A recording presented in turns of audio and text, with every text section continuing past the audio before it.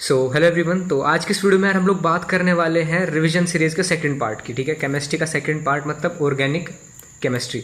तो इतने टाइम में यार तुम्हारे काफ़ी सारे क्वेश्चंस आए कि भैया ऑर्गेनिक केमिस्ट्री का रिवीजन कैसे करें। ऑर्गेनिक केमिस्ट्री में काफ़ी सारी दिक्कत आ रही है।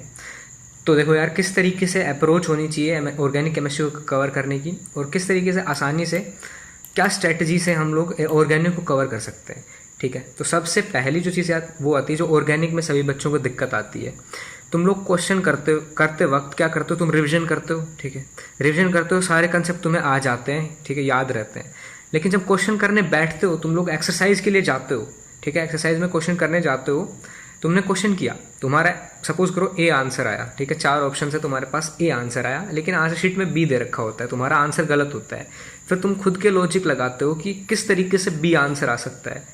ठीक है, तो तुम्हारा आंसर नहीं आ रहा होता, ठीक है, तुम्हें कुछ समझ नहीं आ रहा होता, तुम लोग फिर भी उसमें लॉजिक फिट करने की कोशिश करते हो जो कि गलत होता है।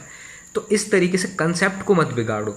ठीक है यार, इस तरीके से कंसेप्ट को मत बिगाड़ो खुद के जो तुमने सीख रखे हैं। ट्राई करो कि तुम दोबारा रिवीजन करो, और जो प्रॉपर सीक्वेंस होती है रूल्स की, जो सेट ऑफ रूल्स तुम्हें बता रखे हैं ऑर्गेनिक केमिस्ट्री के, उनके अकॉर्डिंग फॉलो करो। ठीक है, फॉर एग्जाम्पल तुम्हारे पास कोई स्टेबिलिटी का क्वेश्चन है, तो उसमें जैसे तुम्हारे पास 4 ऑप्शन है, तो एक में तुम्हें मेजोमेरिक लग रहा है, एक में एरोमेटिसिटी लग रहा है, एक में हाइपर कंजुगेशन लग रहा है। तो ऑब्वियसली यार, जो मेजोमेरिकली स्टेबलाइज जो कंपाउंड है वो ज़्यादा स्टेबल होगा, फिर एरोमेटिसिटी और फिर हाइपर कंजुगेशन।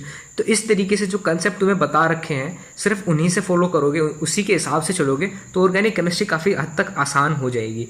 ठीक है, और सबसे पहली चीज़ यार देखो, 12th और 11th क्लास में हम ऑर्गेनिक को डिवाइड नहीं कर सकते इस पेपर के अकॉर्डिंग। ठीक है, क्योंकि इसमें 5 क्वेश्चन आते हैं और ये पता नहीं लगता कि कहाँ से क्वेश्चन आ जाए। ठीक है, तो हम बेसिकली इंपॉर्टेंस नहीं बता सकते, हमें तो बेसिक से चलना होगा। ठीक है, तो पूरी ऑर्गेनिक कवर करनी होगी। तो सबसे जो पहली चीज़ है यार वो आती है जीओसी पे। ठीक है, तो जीओसी एक सबसे इंपॉर्टेंट है। ठीक है, जीओसी करोगे तो तुम्हारे काफ़ी सारे कंसेप्ट क्लियर होंगे। जीओसी में तुम्हारे पास देखो क्या क्या चीज़ें आती हैं यार, mesomeric, aromaticity, resonance, hyper conjugation, inductive और आइसोमेरिज्म और टाइप्स ऑफ रिएक्शन।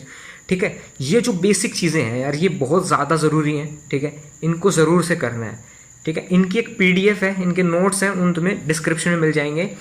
जो शॉर्ट नोट्स हैं उनको पढ़कर तुम लोग इस टाइप के क्वेश्चन अटेम्प्ट कर सकते हो। और इस टाइप के क्वेश्चन काफ़ी डायरेक्टली यार पूछे जाते हैं पेपर में। ठीक है, तो हम लोग एक बार टाइप्स ऑफ क्वेश्चन के बारे में डिस्कस कर लेते हैं। तो सबसे पहले जो यार आती है तुम्हारी complete the reactions. Complete the reaction काफ़ी सारी पूछी जाती हैं, तो 1 से 2 कंप्लीट द रिएक्शन तुम्हें पेपर में मिल जाएगी। फिर आती है यार application based problems. For example जो आपके इलेक्ट्रॉनिक डिस्प्लेसमेंट्स हैं उनके एप्लीकेशन, तो एरोमेटिसिटी, एसिडिटी, बेसिसिटी और stability of intermediates, carbocations, carbanions and free radicals. तो इस टाइप के क्वेश्चन भी पूछे जाते हैं। अगर तुम ये जो पीडीएफ देखोगे, ठीक है, मैंने एक पीडीएफ डाली है जिसमें ऑर्गेनिक के कलेक्टिवली सारे क्वेश्चंस हैं, जितने भी प्रीवियस ईयर क्वेश्चन आए हुए हैं, तो उसकी पीडीएफ का लिंक तुम्हें नीचे डिस्क्रिप्शन में मिल जाएगा। तो वहाँ से जाकर तुम लोग डाउनलोड कर सकते हो और उससे क्वेश्चन ट्राई करो अटैम्प्ट करने की। नहीं आते हैं तो दोबारा रिविजन करो, दोबारा अटैम्प्ट करो। ठीक है, तो इस तरीके से तुम लोग ये सारी जो अगर बेसिक चीज़ें कवर कर लोगे ना, तो तुम्हारे जो इनमें जो बेसिक्स आते हैं, ठीक है, जो इनकी फिजिकल प्रॉपर्टीज़ होती है, जिसमें एसिडिटी, बेसिसिटी आती है, वो आराम से कवर होंगी। तो देखो यार, जीओसी में हमें जनरली एसिडिटी, बेसिसिटी नहीं पढ़ाई जाती। ठीक है, एसिडिटी, बेसिसिटी बेसिकली एप्लीकेशन होता है यार इलेक्ट्रॉनिक डिस्प्लेसमेंट का।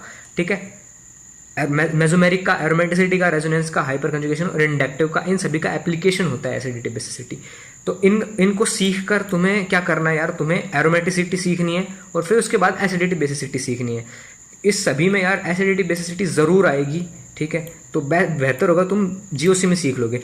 अगर तुमने जीओसी में इसे कंसेप्ट सीख लिए तो सभी में सेम अप्लाई होंगे। ठीक है, तो जीओसी एक बहुत ज़्यादा इंपॉर्टेंट है। 1 से 2 क्वेश्चन इससे आराम से बन जाएगा तुम्हारा, अगर तुम जीओसी कर लेते हो और सिर्फ ये चीज़ें अगर तुम कर लेते हो। ठीक है, तो तुम्हारा 1 से 2 क्वेश्चन आराम से हो जाएंगे, क्योंकि 1-2 क्वेश्चन पिछले कुछ सालों में डायरेक्टली इससे आए हैं। ठीक है, फिर आगे हम बात करते हैं यार identify the product. For example आपको कोई रिएक्शन दे रखी है, उसमें आपके पास 2 प्रोडक्ट बन रहे हैं, तो आपको उनको 2 प्रोडक्ट बताने हैं। तो basically complete the reaction type के क्वेश्चन हो जाएंगे वो। Stability of intermediates, carbocations, carbanions, free radicals. आपके पास 2 प्रोडक्ट होंगे, 2 प्रोडक्ट में से कौन सा ज़्यादा स्टेबल होगा, ठीक है, वो आप इन्हीं के बेसिस पे बता सकते हो। ठीक है, मेजोमेरिक, एरोमेटिसिटी, रेजोनेंस, स्टेबिलिटी के बेसिकली ये 5 से 6 फैक्टर ही डिपेंड करते हैं। तो इनको अगर फॉलो कर लोगे तुम पूरी स्टेबिलिटी, एसिडिटी, बेसिसिटी सब कुछ कवर कर सकते हो। ठीक है, इन्हीं के बेसिस पे। तो ये एक बार तुम्हें पढ़ने होंगे, तो इनको अच्छे से करो यार। सबसे ज़्यादा दिक्कत इन्हीं में ही आती है बच्चों को। तो अगर ये कर लेते हो, उसके बाद क्या करना है तुम्हें, तुम्हारी जीओसी पूरी हो गई। ठीक है, जीओसी अगर तुमने पूरी कर ली तो तुम्हारा जो 30% काम है ऑर्गेनिक केमिस्ट्री का वो पूरा हो जाएगा, ठीक है। फिर तुम आ सकते हो हाइड्रोकार्बन्स पे। हाइड्रोकार्बन से बेसिकली तुम्हें एल्कीन्स, एल्काइंस और एल्केन के रिएक्शंस हैं, तो उनकी स्टेबिलिटी है, उनकी फॉर्मेशन है, ठीक है, प्रिपरेशन है, तो वो बहुत ही इजीली कवर हो जाएंगे। अगर जीओसी पढ़ोगे तो तुम्हारे सारे कंसेप्ट आराम से क्लियर होंगे। और रटने की कोशिश मत करना, ठीक है। जो भी रिएक्शन करो उसमें लॉजिक फिट करने की कोशिश करना, ठीक है। फिर आते हैं तुम्हारे पास halo alkanes and halo arenes. Simple है, टाइप्स ऑफ रिएक्शंस में काफ़ी है, SN1 SN2, physical properties, stereochemistry, chirality. तो ये सारी जो चीज़ें बेसिक हैं इनको ज़रूर करना, इनको ज़रूर पढ़ना एक बार। NCERT से पढ़ना ज़्यादा अच्छा होगा, ठीक है। बाकी तुम्हारे पास अगर खुद के नोट्स हैं तो वो अच्छा और भी बेस्ट है, ठीक है। अल्कोहल, फिनोल्स, ईथर, इसमें भी यार सेम बात लागू होती है, ठीक है। एक टॉपिक उठाओ, इसमें से अल्कोहल उठाओ, अल्कोहल की सारी रिएक्शंस कर दो, उसकी फिजिकल प्रॉपर्टीज कर दो। फिनोल उठाओ, फिनोल की सारी रिएक्शन कर दो, फिजिकल प्रॉपर्टीज कर दो। एसिडिटी, बेसिसिटी, बेसिकली इनमें यही पूछा जाता है और ज़्यादा चीज़ें पूछी नहीं जाती, ठीक है। या फिर स्टेबिलिटी, या फिर इनके रिएक्शंस, ठीक है। हमें बेसिकली इन चीज़ों पर फोकस करना है यार, ठीक है। ये 4 से जो 5 चीज़ें हैं इन सभी पे फोकस करना है, बाकी चीज़ों पे ध्यान नहीं देना। और एक जो नेमिंग रिएक्शंस हैं वो भी कई बार जो प्रोडक्ट्स में पूछ ली जाती हैं कि भाई find the product, what is the product of the following reaction, और इनमें से ज़्यादा स्टेबल कौन सा होगा और ज़्यादा अमाउंट में कौन सा बनेगा, मेजर कौन सा होगा, माइनर कौन सा होगा, ठीक है। तो बेसिकली जो ज़्यादा स्टेबल होगा वो मेजर होगा, जो कम स्टेबल होगा वो माइनर प्रोडक्ट होगा। तो इस तरीके से तुम लोग सारी चीज़ों को इंटरलिंक करके चलोगे ना तो बड़ी ही आसानी होगी, लेकिन रटने की कोशिश करोगे तो बहुत ज़्यादा मुश्किल होगी। तो इनके अकॉर्डिंग ही घूमती है यार पूरी ऑर्गेनिक केमिस्ट्री। ये 5-6 जो बेसिक्स हैं और मैकेनिज्म, ठीक है। जो आपके पास 5 से 6 टाइप्स ऑफ रिएक्शन है उनके सभी के मैकेनिज्म देख लो कि किस में क्या होता है। न्यूक्लियोफाइल्स, इलेक्ट्रोफाइल्स, इन सभी को देख लो कि कौन सा ऐसे न्यूक्लियोफाइल बिहेव करेगा, कौन सा इलेक्ट्रोफाइल बिहेव करेगा। तो ये सब चीज़ें अगर तुम कर लेते हो ना तुम्हें काफ़ी ज़्यादा आसानी होगी इन सभी की जो रिएक्शंस करने में, ठीक है। तो इन बेसिकली तुम्हें acidity, basicity, stability of product, major कौन सा बनेगा, माइनर कौन सा बनेगा, कंप्लीट द रिएक्शन, इस टाइप के ही क्वेश्चन ज़्यादातर पूछे जाते हैं। तो ज़्यादा चीज़ों पे फोकस मत करो, केवल इन्हीं चीज़ों पे फोकस करो क्योंकि इनके चांसेस ज़्यादा हैं, ठीक है। तो सबसे पहले इन चीज़ों को करो, बाकी की चीज़ें बाद में करो। NCERT एक बहुत ज़रूरी चीज़ है यार। NCERT से कई बार डायरेक्ट क्वेश्चन पूछ ले जाते हैं, तो वो एक बहुत ज़्यादा ज़रूरी चीज़ है, ठीक है। तो NCERT से अगर तुम पिछले कुछ प्रीवियस क्वेश्चन देखोगे तो उनमें से काफ़ी सारी रिएक्शंस तुम्हें NCERT से मैच होती हुई मिल जाएंगी, ठीक है। और क्वेश्चंस के लिए यार तुम्हारे पास जो भी बुक है, ठीक है, IIT JEE लेवल की उसमें से और नीट के लेवल की जो भी बुक्स हैं यार तुम्हारे पास, उनमें से क्वेश्चंस करने की ट्राई करो। और जो नेक्स्ट के पेपर्स हैं उनको सोल्व कर सकते हो अगर रिलेवेंट क्वेश्चंस हैं तो, ठीक है। ट्राई करो उसमें हो जाए तुम्हारे क्वेश्चन तो बहुत अच्छी चीज़ है, नहीं होते तो ज़्यादा स्ट्रेस लेने की ज़रूरत नहीं है। इन कंसेप्ट को पढ़ो, कंसेप्ट को एप्लीकेशन सीखो और इंटरलिंक करो एक दूसरे से, ठीक है। स्टेबिलिटी, अब ऐसा नहीं है कि तुमने एसिडिटी, बेसिसिटी अगर GOC में पढ़ ली, हाइड्रोकार्बन से पढ़ ली, तो इसमें इन सारे में एसिडिटी, बेसिसिटी के कंसेप्ट बदल ही जाएंगे, ठीक है। सभी में सेम होंगे। और ये सिर्फ एसिडिटी, बेसिसिटी की ही बात नहीं है यार, ये स्टेबिलिटी है सबकी। For example carbocation, कार्बोएनायन, free radicals. तो पूरी ऑर्गेनिक केमिस्ट्री स्टेबिलिटी के बेसिस पे ही फोकस होती है, ठीक है। कौन सा प्रोडक्ट ज़्यादा स्टेबल बनेगा, स्टेबल जो प्रोडक्ट बनेगा वही ज़्यादा बनेगा, ठीक है। तो अगर इंटरलिंक करते चलोगे सारी चीज़ों को तो आराम से सारी चीज़ें कवर होती जाएंगी।